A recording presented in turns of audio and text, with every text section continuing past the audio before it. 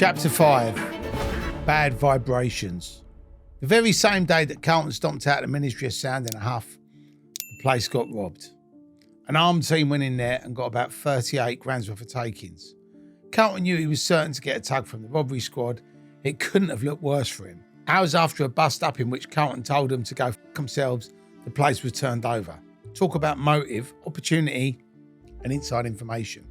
If Carlton hadn't got a watertight alibi that he was at home asleep when it happened, he was certain to have got his collar felt, and who could have blamed him? But blagging was never his game. He'd seen too many end up in Wormwood scrubs. The cops were soon satisfied that Carlton was clean on this one and left him alone. They also pulled another one of his firm up who had a bit of form for armed robbery, but they had to let him go as well. It was a heavy-duty job, and whoever pulled it off had excellent inside knowledge of the club and the security there. Carlton had left a couple of his firm behind when he charged out supervising the counting and bagging up the previous night's taking. Both men were threatened with shooters and handcuffed together by the robbers. It was a professional job, and he heard a few names being bandied about as to who was behind it. Carlton thinks it turned out to be an ex-employee who was, like him, knew all the ins and outs of the club, and when the money would be nicely bagged up waiting for the security to take it off to the bank. The next thing Carlton heard was that the club had offered Lenny McLean, one of the hardest men in London, £500 a night to front the door and to stop him going back. He'd never met Lenny, but his reputation was massive. Carlton had mates in the underworld who knew him and they said he was awesome, but he was seriously pissed off. He wanted the door back, and even if that meant a war with Lenny McLean, he was going back to try to reclaim his territory. Through a mate, quite a well-known figure in gangland, they arranged a meet to sort things out, or at least see how the land lay. Where else could the meet be but in a jail? Not exactly his favourite venue to meet, but his mate had been going to meet a friend in Ford Open Prison, and Lenny had been doing a bit of debt collecting for the same geezer and needed to talk to him. So inside the nick, it was. They all met up at Ford on a grey afternoon, pissing with rain, and sat around the table to talk door wars. His mate Jimmy introduced them. Lenny, this is Carlton. Carlton, this is Lenny. Lenny's handshake was like a fucking vice. Lenny turned out to be a proper geezer who was willing to listen to his proposition that if he took the door at the ministry, Carlton would pay Lenny £400 a month so that he could mark his cards. Carlton reckoned he needed someone feeding him accurate information from inside the organisation so that Carlton could prepare his move to reclaim the security. He wasn't taking protection money because he didn't need his protection. What Carlton did want was his job back. He wanted to work with Lenny, not against him, to achieve that aim. At the end of the day, the whole plot fell flat because Lenny told the ministry he changed his mind and didn't want to front the door after all. They brought in some other security firm instead. Not surprisingly, doormen started getting beaten up and there was no respect anymore. People were just turning up and pushing the doorman out of the way. So he got the phone call that he'd been hoping for. Carlton, can you come back? People are taking the piss and it needs sorting again. He was up for it all right, but now it was on his terms. First of all, more money. Then he had a meeting with James Palumbo and shook hands on a deal that would put his firm back on frontline duty again. Carlton liked James. They come from vastly different backgrounds, but they talked the same language. So it was back to business in a couple of days, and they started a massive shake-up of the security setup, just like they'd done before. They'd soon got things back under control. Carlton thought this would see him installed as Clubland's top doorman for a long, long time. But as he said, it's turbulent waters in that game, and it wasn't long before he heard on the grapevine that a new outfit was about to make a move against him. A hard case out of North London who he knew only as Mickey, who partnered with Lenny McLean, and they were trying to grab a door behind his back. He decided on a preemptive strike. He called Mickey and asked him straight, "Is that right, you're going to try and nick my door at the ministry?" He was a bit flustered, and Carlton was in a fighting mood. You better talk to Lenny. By now, Carlton was furious. "I'm fucking talking to you. Are you after this door?" He repeated, "You'll have to talk to Lenny." Carlton shouted, "I don't want to talk to Lenny. He's got what to do with this. He's getting too old for it. If you want to take the door, then come down on Saturday night and take the fucking door. Bring Lenny with you if you like. And you try to take this fucking door." War had been declared. He got himself home that night and thought to himself, "Have you gone fucking mad? You've just picked a fight with two of the hardest bastards in London." But sod it. This was shit or bust, and Carlton was up for a battle. That night, they all went in tooled up with guns and knives and crosses to defend the door. If Lenny did turn up, they knew it'd be serious. He was a big fucker who could break your neck with one hand. Carlton didn't underestimate his power, and he didn't want to get into a fight that he couldn't win. In his eyes, he was facing the ultimate test of his street credibility. Carlton decided, fuck it. If he comes at him, I'll shoot him. He's a fearsome fucking 22-stone man, and he'll say, I did it in self-defence. No one was taking this door, and the shooters and knives would be enough to see off all newcomers. If James Palumbo knew what was fucking brewing, he'd have crapped himself. Carlton had a quick couch to war with the boys. At least 20 of them had turned up, a small army of seriously armed men ready to fight for their territory. If Mickey and Lenny and their rival team turned up, he said, they'd go for them straight away, stab them, shoot them, chop them, do whatever had to be done to send the bastards packing. They were all wound up like fucking Cool Springs as every car, every taxi arrived at the club. The hours ticked away. The onslaught never happened. The takeover bid had been aborted for now. Carlton was mightily relieved. A massive battle between London's top muscle men and the casualties it might have produced would not have looked good in the newspapers for anybody. So it's back to more diplomatic means. In their language, Jimmy going along to Lenny McLean and laying it on the line. You shook hands with Carlton on this. You're supposed to be looking out for him. What the f***'s going on? For good measure, he added, I'm fucking furious. If you cross him, he'll shoot you. Lenny said he didn't want any grief and wasn't planning any moves to get the ministry door. The atmosphere had settled down again. But they always knew some fucker would be trying to make a move against them. It was probably the best door in London when we least expected it. So Carlton told all the boys never to drop their guard.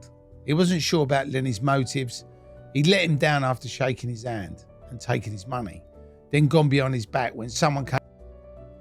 He'd never back down to Lenny, and if he ever came to take the door, he'd have to kill him. Or he'd kill him. Carlton really would. But he didn't need the aggravation, and as a sort of peace gesture, he resumed paying him the £400 a month drink to help keep the lid on things while he got on with a job at the Ministry of Sound for a few more months. As the club flourished and the cash kept rolling in, he became quite pally with James Palumbo. He seemed to have a fascination with his lifestyle. They'd have meals together in Knightsbridge, and he was always asking him about his background, his lifestyle, what criminals Carlton knew, had he ever met the craze. It was all a million miles away from his privileged upbringing, but there was a mutual respect between them. He recognised that he was his own man, always spoke his mind, and didn't ask look around him like most of his toady employees. At the same time, Carlton always sensed he was a little bit wary of him. He'd hollered about cuts in security spending at various meetings when they were talking about spending 10 grand a night for a celebrity DJ to fly him in from America. To do this, do that, waste money here, waste money there. But if Carlton wanted an extra hour or two on security, it was up in the air, and he said to James, look mate, you're fucking wrong. The others would look horrified and say like, you can't talk to him like that.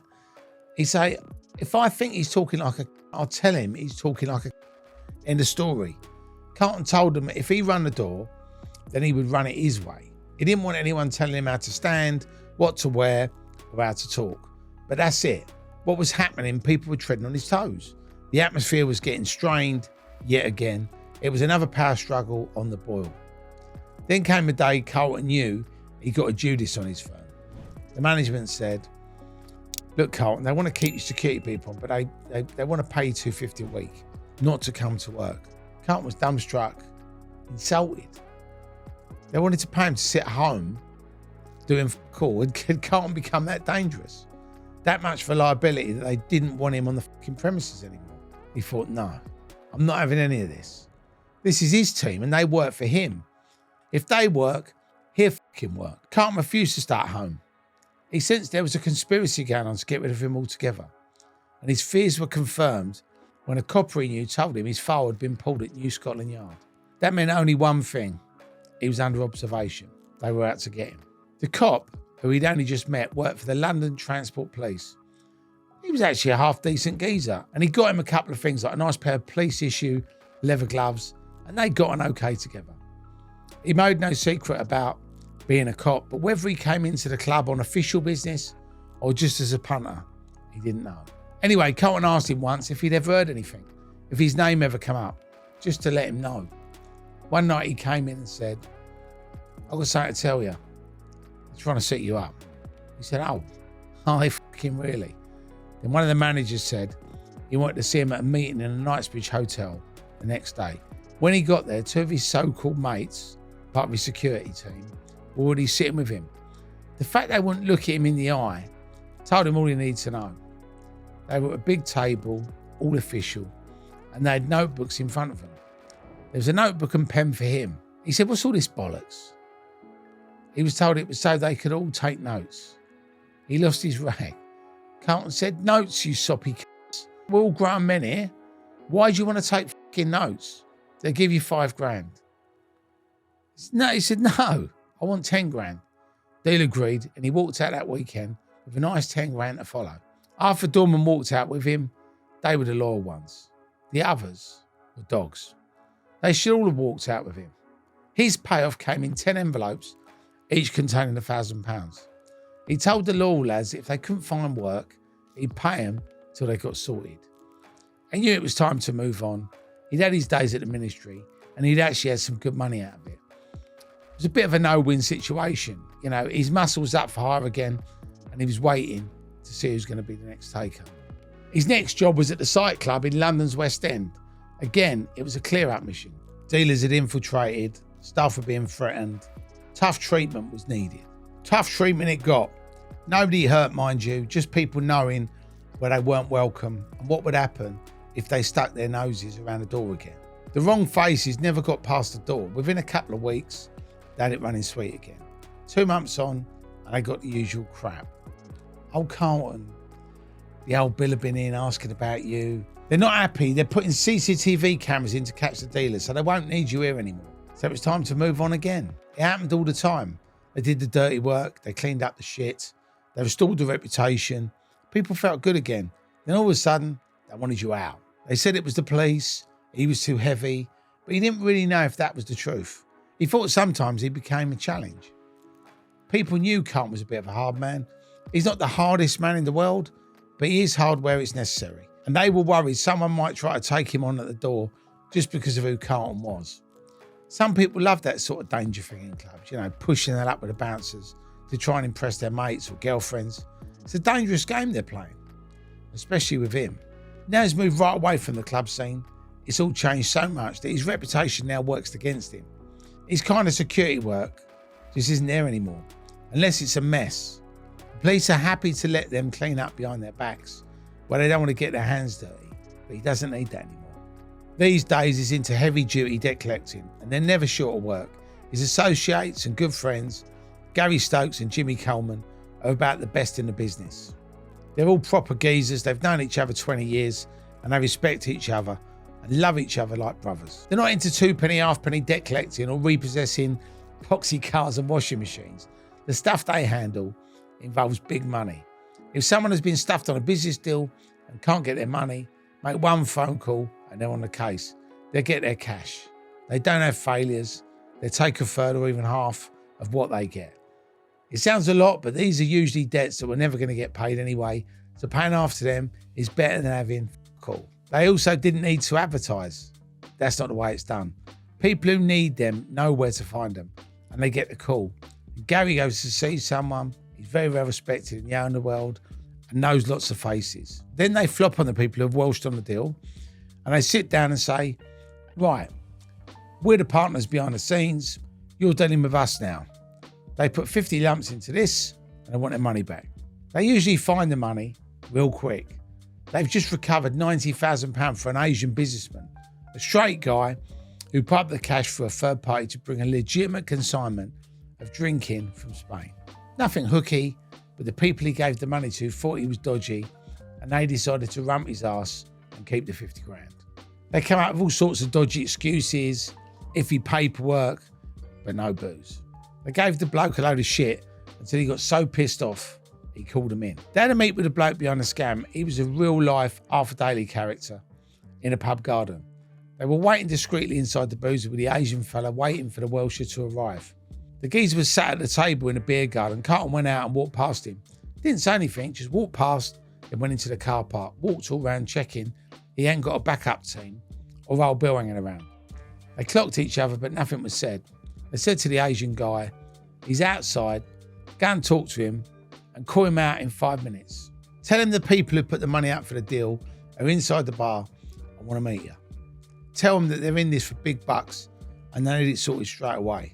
Well, the geezer was straight on a fucking mobile phone to Spain, speaking to the people where the lorry load of booze was supposed to have gone missing. Later on, he pulled them aside and said, look, I didn't realise who I was dealing with, but honestly, on his baby's lives, I'm not a liar. I don't know what happened. As soon as someone says he's not a liar, then you know he's a liar. The money was paid in a couple of weeks. They do business properly. No thuggery, no violence, unless it's absolutely necessary. They go out in smart suits and ties and turn up looking like kosher business people. But they can see that behind the £1,000 suits and 20 grand Rolex watches, they're dealing with real muscle. They're troubleshooters now. No one fucks with them. They're a heavy duty, tight-knit little firm that gets results. If you take on one, you've got to take them all on. They're the invisible men who appear out of the shadows to get people's money back.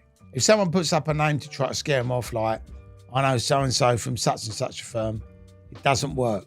They know people all over in the muscle game. North, south, east, west, even up in Scotland. So they can call their bluff. They do what they have to do. And that's the real world of muscle today.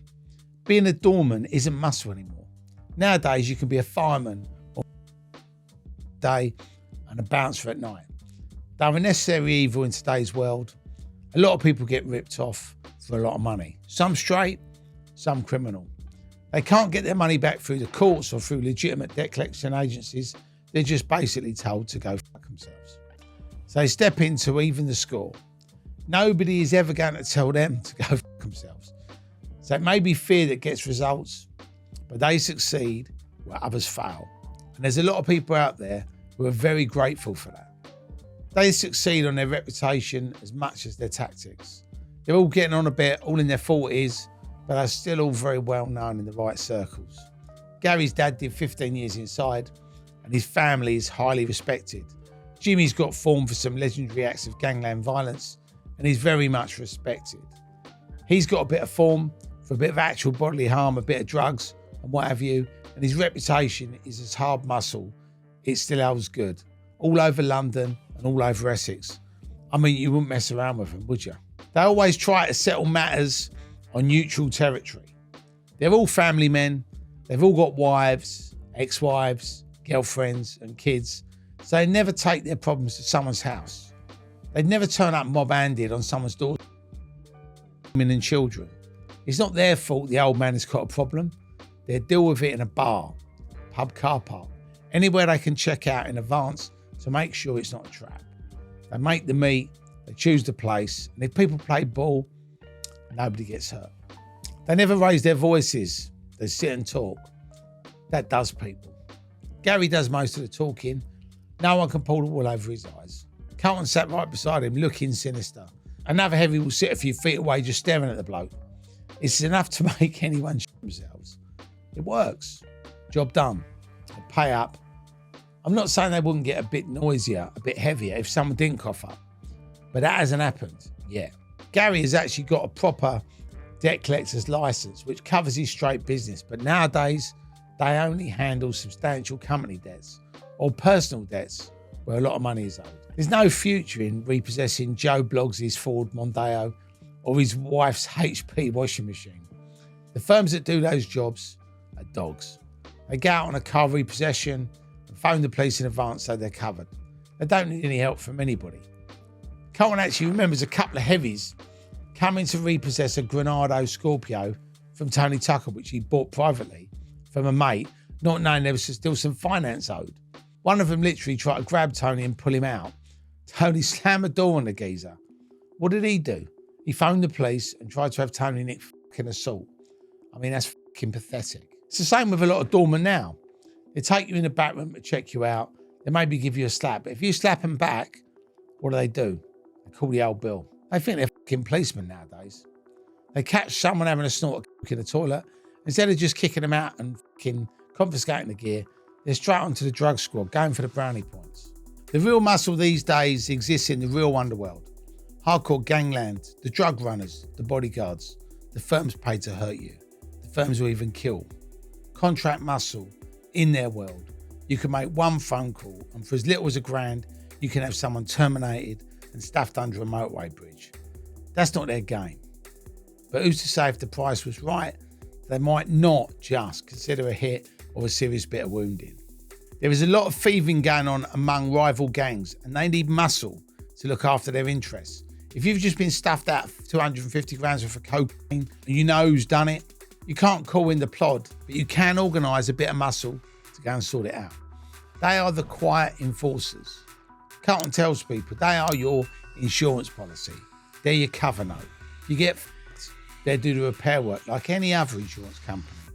It's rough justice, a rough world out there. If you're in the underworld, if you're a drug dealer or a stolen car dealer, you're only as strong as the people around you. If a rival firm gets to know that the opposition has certain people around them, they'll soon back off. Their reputation is their guarantee. They had a publican mate call him in once because he was getting heavy bother from a firm wanting protection money, wanted to sell him hooky booze, laundering money, that sort of thing, really making this fella's life a misery. So Carlton got a little team up and all they did was go and sit in the bar, just sipping their drinks and chatting for 3 or 4 days.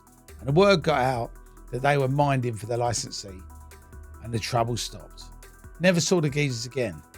They knew it wasn't worth taking them on for a few £100s a month. They've all been down different routes, him, Gary and Jimmy. They've all fought with decent people. They've all been fucked off over the years, used by different people. And they've all learned lessons the hard way. Now they use their experience to help other people who've got problems. Other people who've been fucked by someone and can't do anything about it. And they know they can. They've reached an age where their experience is their protection. They still get the odd kick in the bollocks, but they can't hurt them anymore. They're getting long in the tooth, but they've grown strong in their ways. They're a solid firm standing back to back, blood brothers who care about each other, and they're not going to be hurt anymore. He's not talking about the police. They are not their enemy. They don't invite trouble from the old bill, and they don't put themselves on offer. That's stupid. If you drive past a copper in a 50 grand car and shout wanker out the window, you're putting pressure on yourself. If you go out on a job and start putting out guns, bashing people up, terrorising people, that's the same sort of pressure. They don't need that anymore. They still get a tug occasionally if some grass puts their name up, but what they're doing now in their own form of policing in a very violent and dangerous area. In a way, they're being the good guys now. The Robin Hoods helping out people who've got a problem. They've got a working relationship with a load of travellers in the area. They're very loyal people.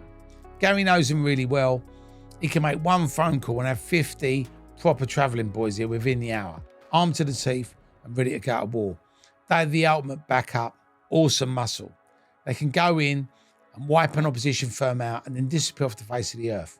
More so than them, they've got families, kids, homes and mortgages, whereas the traveller boys have no ties and have connections the length and the breadth of Britain where they can vanish to. They all know each other, they all stick together. They've got a couple of young traveller lads in particular in their 20s who are very dangerous, good money getters, who can help out if they've got a problem just about anywhere.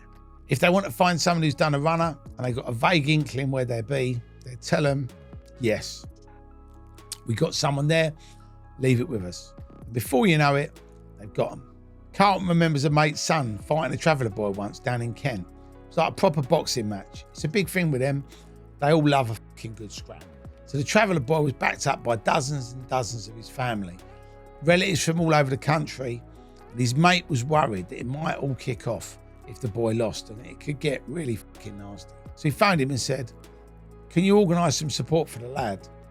Carlton was on the blower for an hour, called all his doormen, various people he knew, and told them, be here at such and such a time, never mind what it's for, just be here. So they all turned up at the meeting point. They piled into 10 or 15 cars and steamed down to Kent. The place went deathly quiet as they walked in like a fucking army. 30 big, strong bruisers, old enough and ugly enough to frighten Attila the Hun. Big fuckers, some of them up to 30 stone, huge lumps, muscle like you've never seen. One of the travellers said to his mate, fucking hell, are they here with you? He said, yeah mate, they were me. They all sat down and watched the fight. It was a good straight bout. His mates lad won on points and nobody kicked off. They got respect for the muscles that they pulled in, and the evening ended with handshakes all round as the travellers and his little firm enjoyed a nice few bevies together. Again, they'd held the balance of power in a dodgy situation. It was just a little boxing match between two 16-year-old kids, but it could have got really ugly. There was 500 people in the audience, rival firms, bad feeling, but because they turned up mob-handed, they held the balance of power and they made sure there was no aggro. There was no way they could have taken them on, so those kids had their big night without it being messed up by some fucking great brawl. Good result. If Carlton used the word respect a lot, it's because it's all important in the world of muscle. You must have it or you don't survive. You must give it or you don't survive. But self-respect is the most important of all. He lost a wife and 2 partners and 3 different homes through the lifestyle, staying out all night, sleeping around, getting involved in criminal stuff, but he's still got self-respect. He had to start again from nothing 3 times, right from buying a kettle and a bed. But he has pride in his home. It may be a bolt hole with a security spy hole. He wants his kids and his girlfriend to be proud of where he lives. Carlton wants them to believe in him as a person, not see him as some hard case without feelings. He steers clear of drugs now. It's death, prison, wars. He's been there and he knows. It's just about the biggest menace in Britain today. Drugs supply arms the world over. They support terrorism and brutality, and he can't see a day when it will ever end. It changed the club scene forever. It changed his life forever. Drugs have penetrated every level of society. The anti-drugs propaganda seems to be failing miserably. The situation out there is as bad as it's ever been. Most of the crime out there is kids nicking, burgling, or robbing old ladies so they can get hold of a rap. Drugs take away respect for anyone, especially for yourself. And once respect is gone, you're on the road to hell. Believe him, he's seen it, he's been down that path, and so have some good friends who aren't around anymore to tell the tale.